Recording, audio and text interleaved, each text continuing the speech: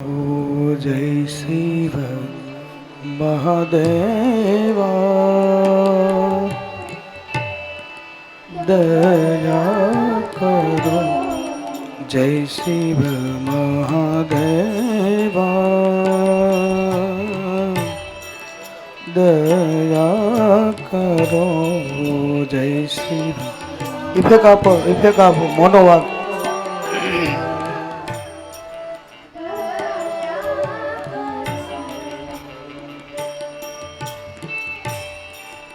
नमः शिवाय नमः शिवाय।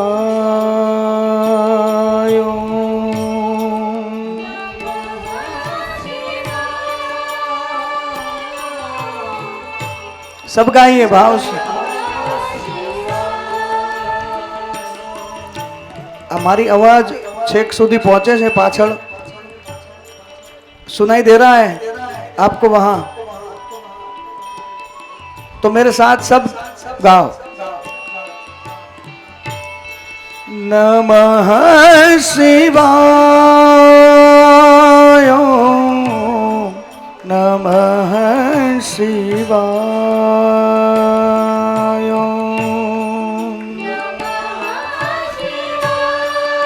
इफेक्ट सेट करो, इफेक्ट सेट करो।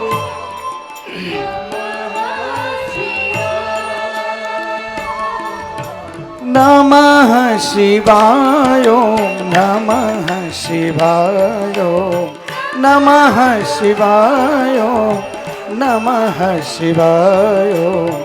हर हर हर महादेव जय शिव महादेवा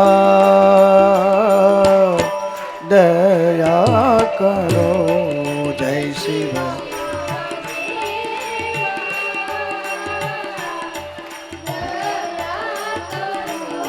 सब गाइए भाव से। ताली महादेव ने वाली। भगवान महादेव जी सुन ले कैलाश में। नमः शिवाय नमः शिवाय।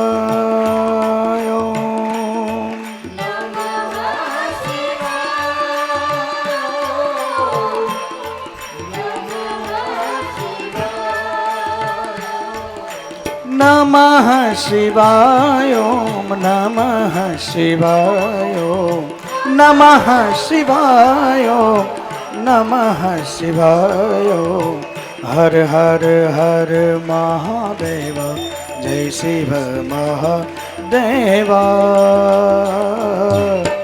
दया करो। जय शिव।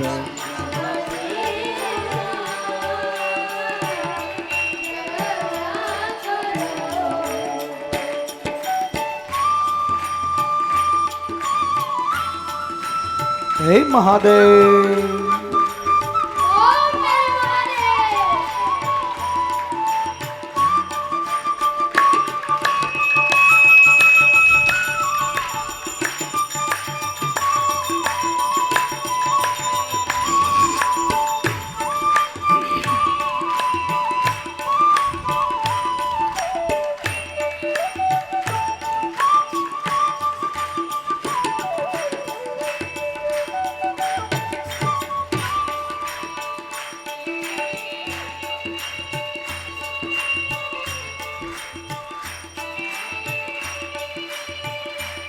कहते हैं कि जो भी ताली बजाए तो हमारे पूरे शरीर के जो पॉइंट होते हैं, इफेक्ट को कोची करता जाओ भाई, ये सब हाथ में होते हैं।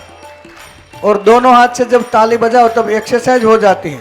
अब तो रामदेव जी महाराज भी कहते हैं कि शुगर कम हो जाता है ताली बजाने से, क्रोध कम हो जाता है, एक्सरसाइज हो जाता। दो काम हो जाएंगे, भगवान का नाम भी ले लें और इस कोरोना महामारी जब चल रही तब एक्सरसाइज करने की भी डॉक्टर सलाह देते हैं, तो साथ में एक्सरसाइज भी हो जाएगी। तो भाव से ताली बजाओ। भगवान महादेव के नाम पर, भगवान के नाम पर, जो अपने इष्ट के नाम पर, अपने खुदा के नाम पर, अपने गुरु के नाम पर ताली ना बजाए उसको अगले जन्म में घर घर जाके ताली बजानी पड़ती है। इसलिए भाव से जय शिव महादेवा दया करो। जय शिव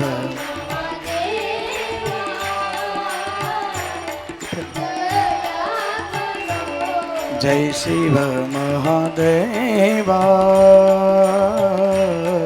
दया करो।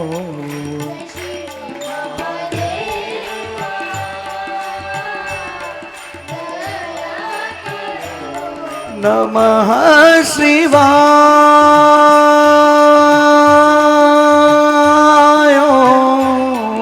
नमः शिवाय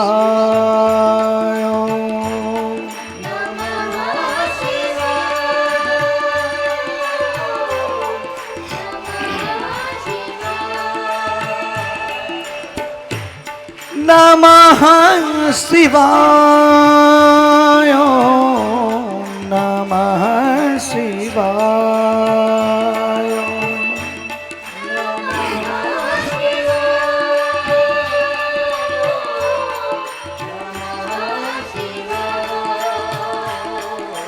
नमः शिवाय नमः शिवाय नमः शिवाय नमः शिवाय हर हर हर महादेवा जय शिव महादेवा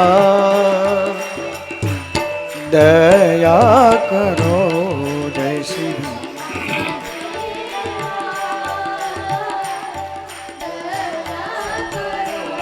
जय शिव महादेवा दया करो। जय शिव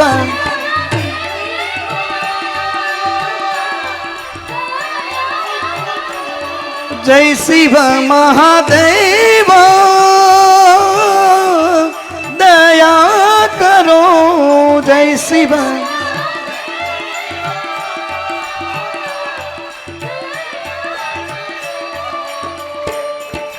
नमः शिवाय नमः शिवाय नमः शिवाय नमः शिवाय हर हर हर महादेव जय शिव महादेवा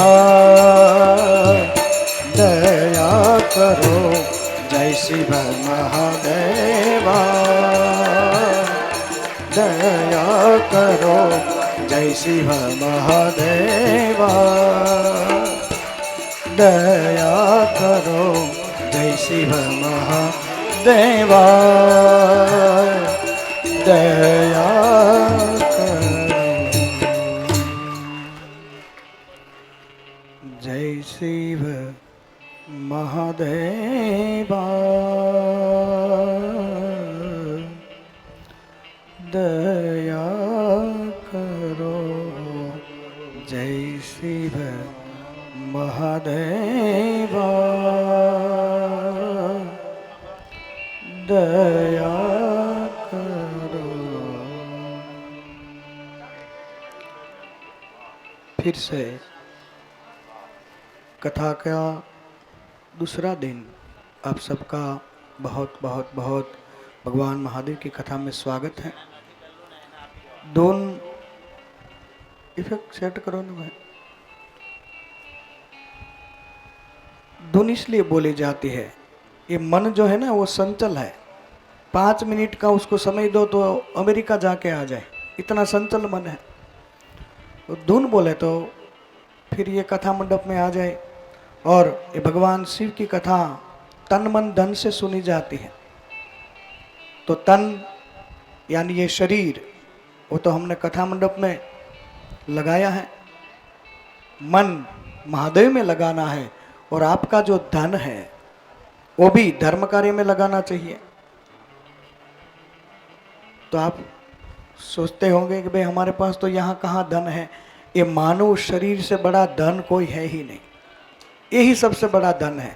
और यही धन भगवान को अर्पण कर दो, अपने गुरु को, अपने इष्ट को, अपने अल्लाह को, अपने खुदा को, आप जिसको भी मानते हो इसको समर्पित कर दो, तभी जीवन धन्य होता है।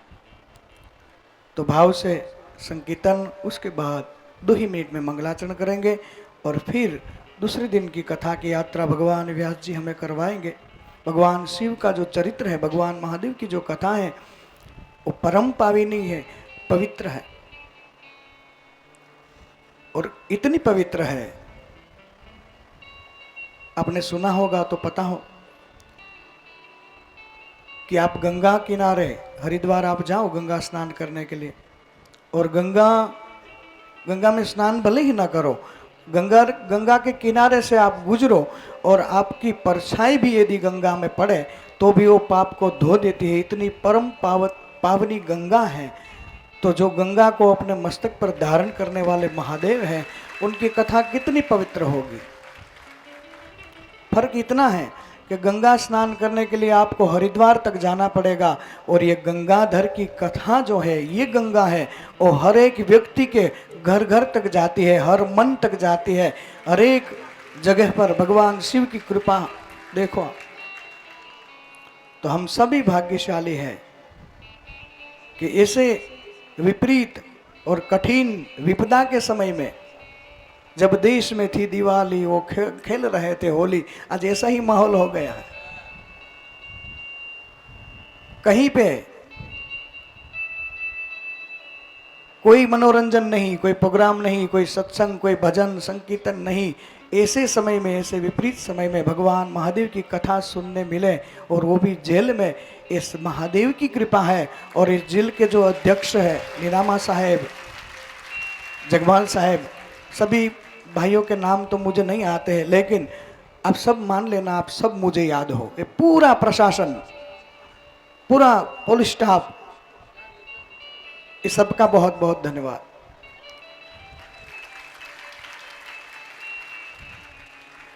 और कैदी भाइयों, कहने को तो वो कैदी है, लेकिन आपसे ज्यादा आजादी आज किसी को भी नहीं है, मैं कह सकता हूं। आप इतने आजाद हो।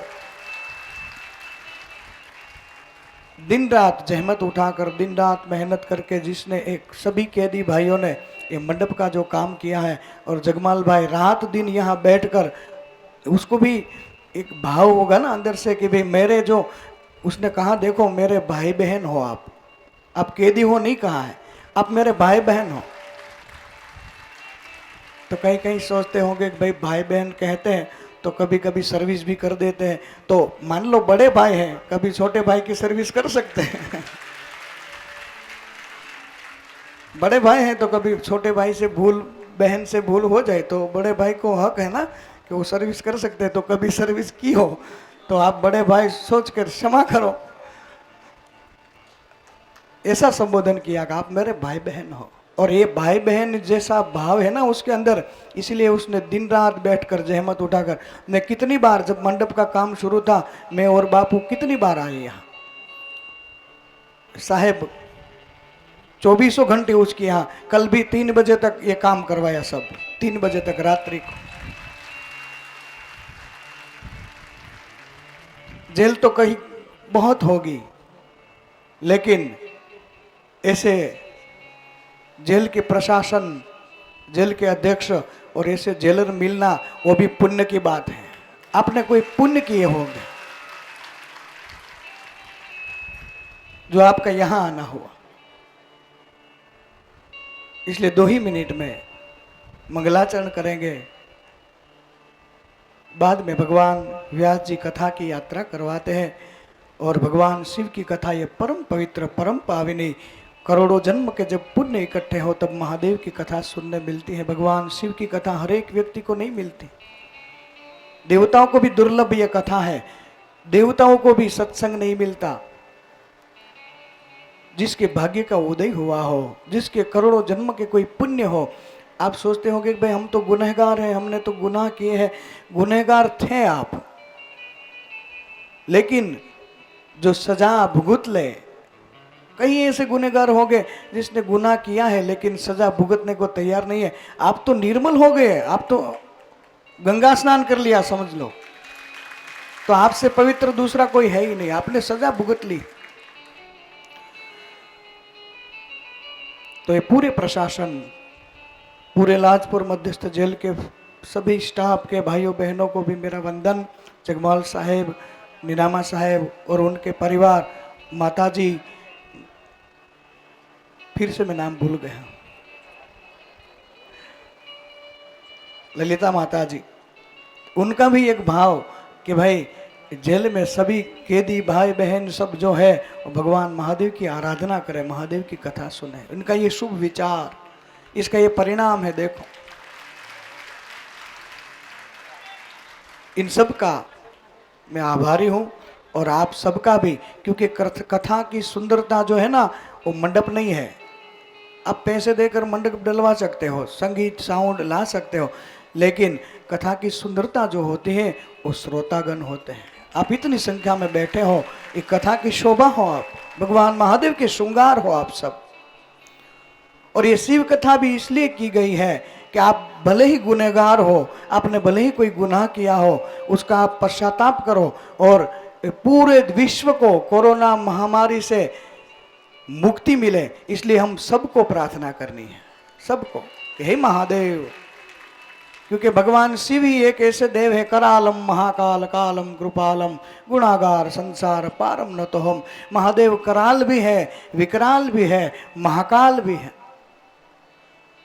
और कहते हैं कि भगवान शिव के बहुत से गण हैं, उसमें से रोग ये भी भगवान शिव के ही गण हैं। और महादेव के सानिध्य में जो होगा तो भगवान शिव के जो गण है वो उसको नुकसान नहीं पहुंचा सकते। तो महादेव जब साथ है तो क्यों रोना। दुनिया में कोरोना है और महादेव साथ है तो क्यों रोना। तो ये पूरे प्रशासन का मैं आभारी हूं, आप सबका आभारी। और मूल जो जड़ है, अटल आश्रम जो वटवृक्ष है, उसकी छाया में आज हम बैठे हुए हैं। अगले साल भी जो सत्संग का लाभ मिला था उसके मूल में पूज्य बटुगिरी बापू, पारदेश्वर महादेव पाल, आप दुनिया में कहीं भी चले जाओ ऐसा शिवलिंग आपको नहीं मिलेगा। आप जब भी आप यहाँ से बाहर जाओ एक बार अवश्य पारदेश्वर महादेव के दर्शन करना। बहुत ही सुंदर शिवलिंग है और 2351 किलो का है, 2351 किलो का। विश्व का ये प्रथम शिवलिंग है जो पारे का शिवलिंग है। और शिव महापुराण में पारद की बहुत ही महिमा, पूरी पारद संहिता है, एक पारद संहिता, उसमें पारद की महिमा बताई गई है कि पारद जो होता है वो भगवान शिव का साक्षात स्वरूप है, भगवान शिव का स्वरूप है। तो कहीं कहीं ये भी सोचते होंगे कि भाई ये पारद की बात करते, पारद क्या होता है। मैं आपको बता दूं, आप किसी भी डॉक्टर के पास जाओ और वो जो थर्मोमीटर रखते हैं ना, उसमें जो पारा होता है मुंह में रखते हैं तो फिर पारा बताता है कि इतनी डिग्री इतनी डिग्री। उसके अंदर जो प्रवाही पारा होता है उसको आप पृथ्वी पर भी फेंको और फिर से उसको इकट्ठा करो तो जुड़ जाएगा। पारा कभी नष्ट नहीं होता है, वो अमर है। कैसे भी आप उसको बिखरा दो फिर से वो इकट्ठा हो जाएगा। इसलिए भगवान महादेव भी अखंड है और ये पारा जो है ना पारद, ये भी अखंड है, कभी आप उसको खंडित कर ही नहीं सकते। तो ये पारद शिवलिंग जो है भगवान महादेव का साक्षात स्वरूप है। 12 ज्योतिर्लिंग के दर्शन आप यदि न कर सको और एक ही पारद शिवलिंग के दर्शन करो, अब तो भाग्यशाली हो। देखो यहीं पारदेश्वर महादेव रखे हुए सामने ही।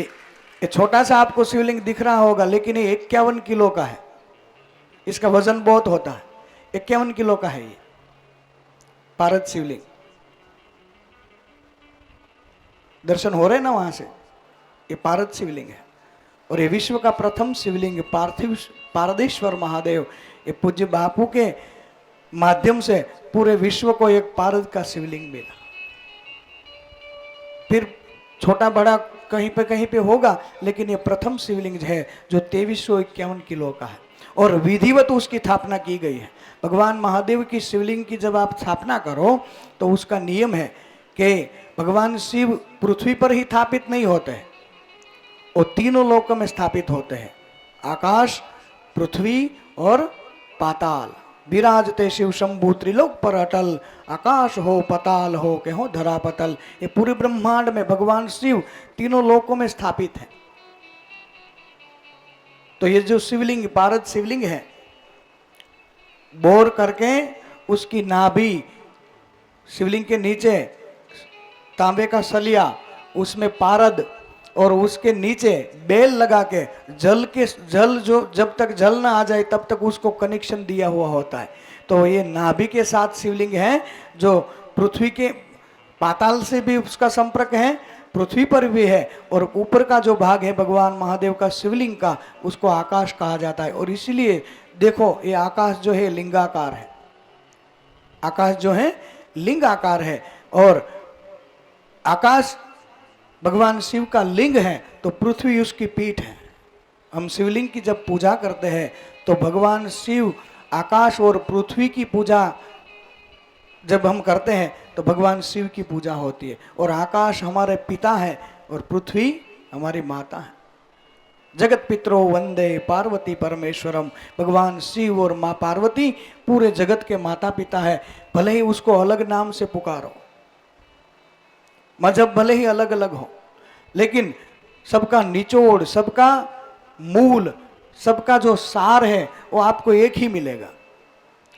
आप हिंदू हो, भागवत को मानते हो, तो उसमें भागवत में 24 अवतार की कथा आती है, भगवान के जो 24 अवतार हुए और 27 शक्ति। आप कुरान शरीफ ले लो तो उसमें 24 पैगंबर और 27 बीबी फातिमा, 27। आप बाइबल ले लो तो बाइबल में 24 गॉड और 27 मदर मैरी है ना।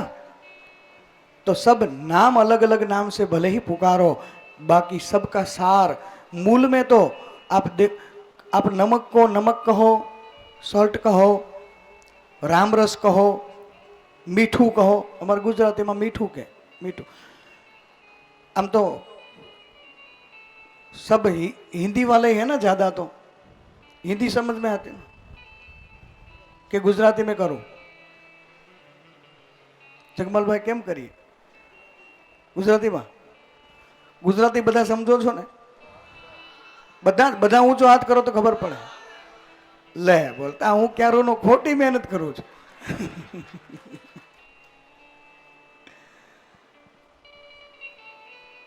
हिंदी में એટલા માટે ભાઈ કોઈ હિન્દી વાળા હોય તો એને પણ ન્યાય મળે એટલા માટે હું હિન્દી, નહીં તો આપણી ગુજરાતી તો છે જ, અને ગુજરાતી એ તો ગુજરાતી છે સાહેબ, એની તો અલગ મજા હોય।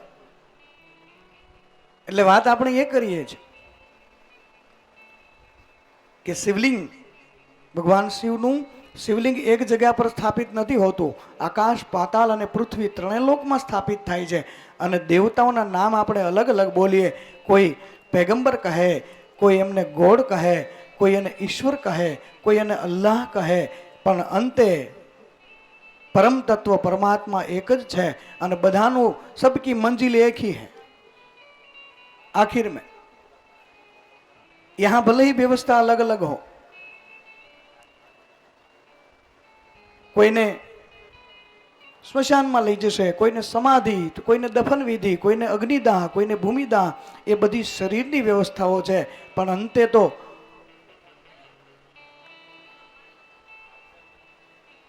आत्मानो कोई मजहब नहीं होतो, आत्मा ने कोई मजहब लागू पड़तो नहीं, ये तो स्वतंत्र है। भले ही तमे शरीर धारण कर्યું છે, अलग अलग संप्रदाय ने आपणे मानिए, बाकी आत्मा तो हिंदू को गीता में भगवान नहीं मिला, मुस्लिम को कुरान में ईमान नहीं मिला, तो क्या इस इंसान को उस जहान में भगवान मिलेगा जिसको इंसान में इंसान नहीं मिला?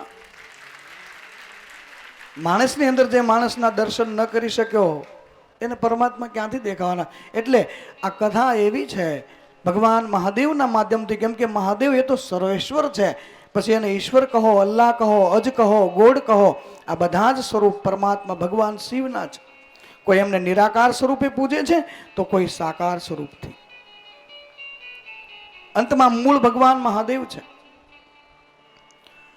એટલે એ દેવાધિદેવ મહાદેવની કથા, અને આપણે એ વાત કરીએ છીએ કે ભગવાન શિવનું એ શિવલિંગ પારદેશ્વર મહાદેવ ત્રણેય લોકમાં સ્થાપિત છે। એનું નાભી એ જળ સુધી સ્પર્શ કરાવેલો હોય, એટલે પાતાળમાં, પૃથ્વી ઉપર અને આકાશથી પણ એનો સંપર્ક એવું પારદેશ્વર શિવલિંગ જે 2351 કિલોનું છે, વિશ્વનું પ્રથમ શિવલિંગ. એટલે ગમે ત્યારે સમય મળે પારદેશ્વર મહાદેવના દર્શન કરો, 12 જ્યોતિર્લિંગની યાત્રા કર્યાનું ફળ મળે. આવો મહિમા છે પારદ શિવલિંગનો. અને મહત્વનું એ છે કે પારદેશ્વર મહાદેવ તો વિશાળ અને દયાળુ છે, સાથે સાથે આપણા બટુગીરી બાપુ એનો પણ તમે સ્વભાવ જુઓ. સંતોનો સ્વભાવ છે એવો, જનેતાની ગોદના જેવો. 2 ડગલા મેં આગળ ભાળ્યા જનની થી જગ સંત, માત સુવાડે સંત જગાડે પછી બેળવી દે ભગવાન. આ જગાડવા આવ્યા છે. જુઓ તમે સંતો, જાગી જાઓ. જાગવાનું છે આપણે બધાએ. આપણા કરેલા કર્મોથી ભાગશું ક્યાં સુધી? ગોવિંદ મેરો હૈ, गोपाल मेरो है, गोविंद मेरो है, गोविंद मेरो है, गोपाल मेरो है.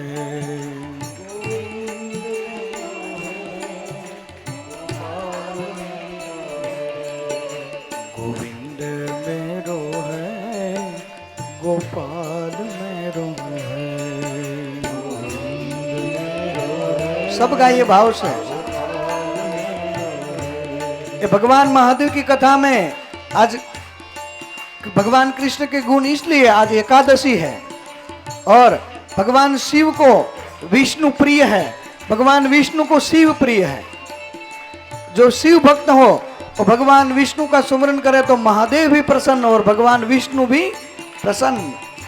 इसलिए भाव से गोविंद मेरो है, गोपाल मेरो है.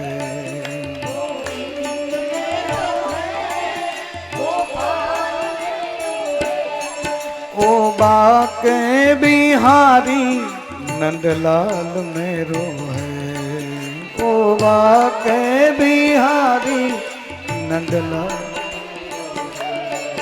गोविंद मेरो है, गोपाल मेरो है, गोविंद मेरो, गोविंद मेरो है, गोपाल मेरो है.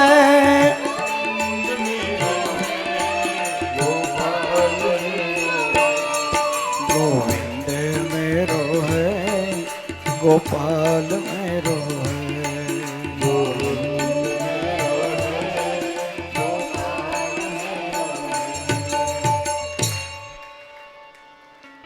फिर से मैं आपको करबद्ध प्रार्थना करता हूं यहां से, यदि आपको कथा का आनंद लेना है तो ये 9 दिन की जो कथा भगवान ने जो अवसर दिया है ना, उसका पूरा लाभ लो. और जब ये सुंदर जब आयोजन हुआ है जेल के प्रशासन द्वारा, उनसे हो सके उतनी सुविधा आपको दी है, तो हमारा भी कुछ फर्ज बनता है कि इस सुविधा में दुविधा उत्पन्न न करें, इसमें सहयोग करें.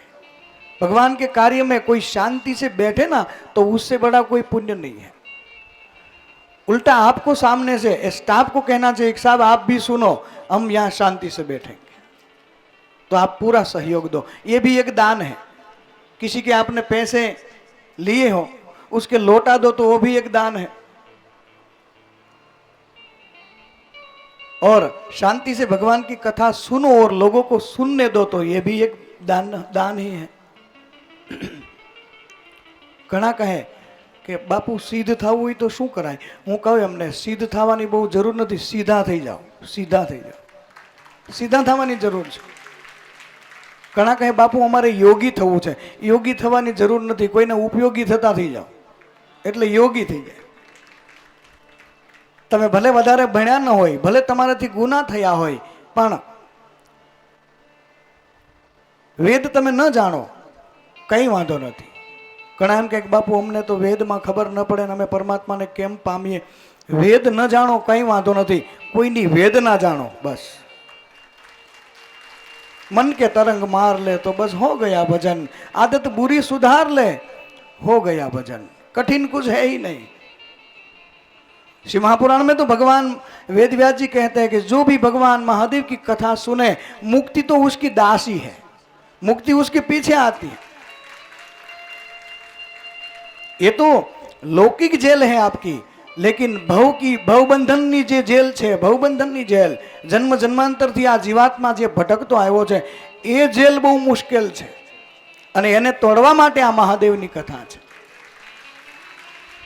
જોજો તમે, ભવબંધનની જેલ, અનેક જન્મના કર્મ ભોગવતા હજી નથી આવ્યો હારો, રૂઠા રામને સંભારો, હે જીવ તારો મતી જાય ભટકારો।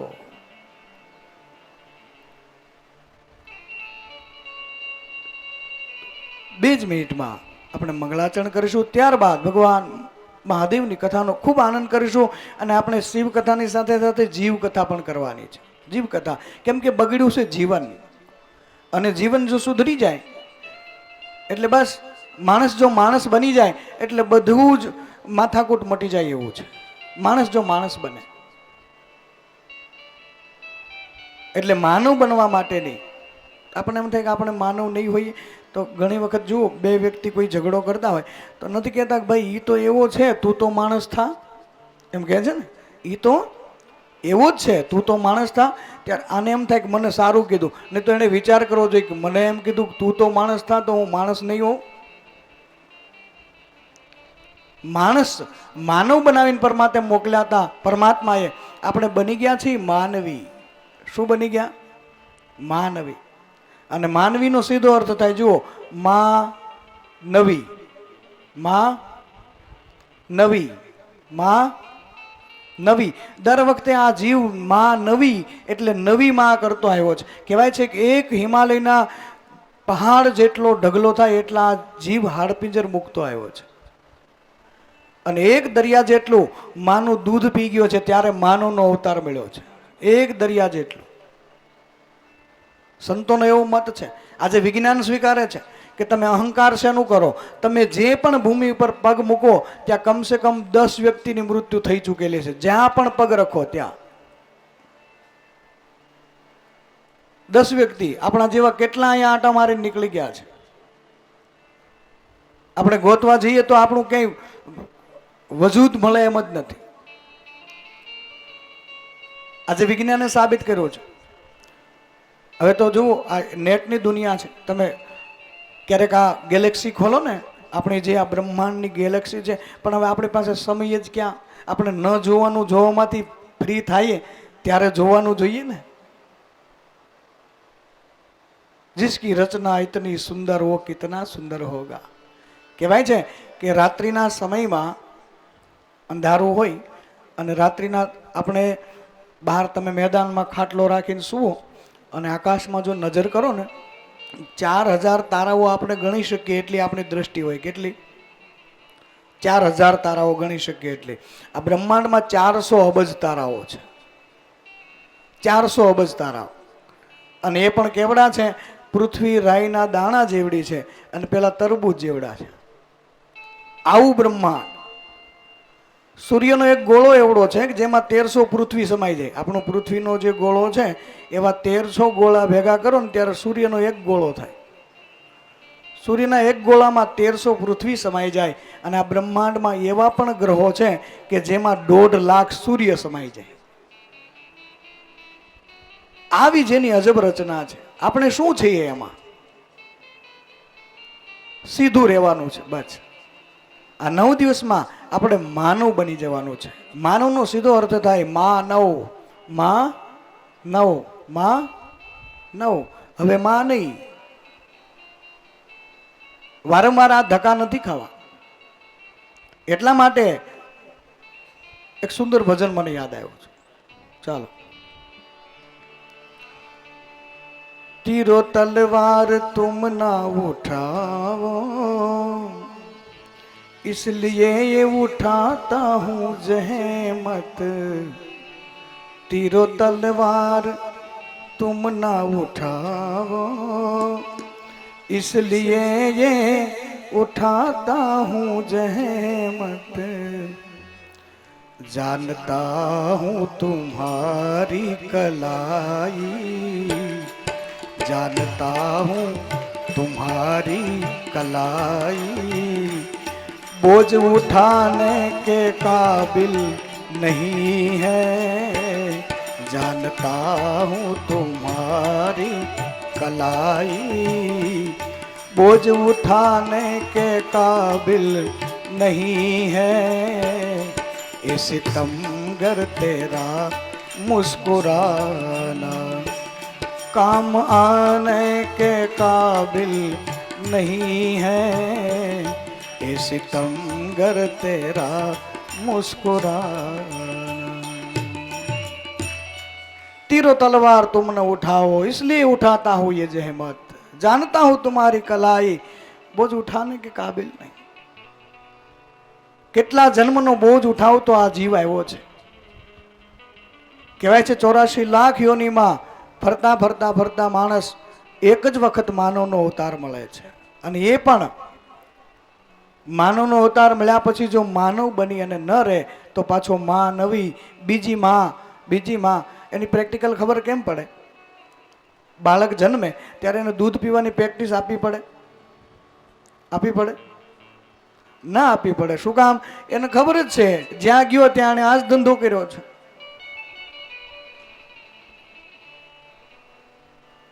એટલે માં નવી એક દરિયા જેટલું સમુદ્ર જેટલું માનું દૂધ પી ગયો ત્યારે માનવનો અવતાર મળ્યો છે.